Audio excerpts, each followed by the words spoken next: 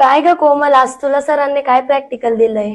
ते नाही का माय ते कालीच ना पेपर मावन तर ते गोलभर आम्ही अगं त्याला OMR शीट म्हणतात. हा का जे ते माय मार्कशीट जाऊ देत तर तुला येतं का मग? मला येतं ते मॅडम रिकामे बट्टू का?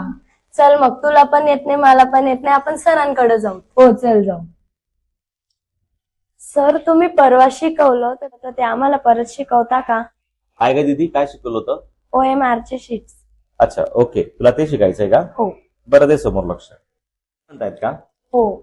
बरं, हे कसं करायचं सांगतो तुम्हाला. कंट्रोल N देतो आणि एक नवीन पेज ओपन करतो. नवीन आलेल्या सीटवर आपण काय करायचं, 24D0 Alt X पहिला आला, मग याला स्पेस द्यायचा. परत 24D1 Alt plus X B, नंतर 24D2 Alt plus X space, पुन्हा D साठी 24D3 Alt प्लस X, असे 4 आपले ऑब्जेक्टिव्ह आले.